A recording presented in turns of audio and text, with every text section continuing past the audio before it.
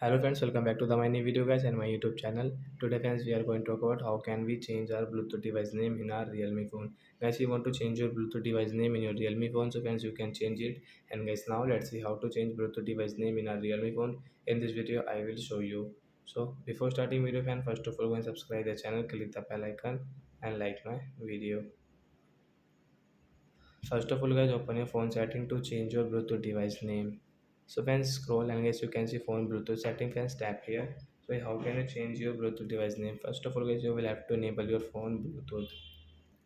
After enable guys Bluetooth setting, friends you can see your device name setting. So guys, you want to change your device name, you can change from here. So example guys, we will change into guys mobile Realme phone. Example for guys, but guys you can change your cell guys and save option. Then guys come back and guys you can see guys your Bluetooth device name has changed into mobile Realme phone. So like that guys you can change your Bluetooth device name, and guys you want to disable your Bluetooth means off, so you can off from here.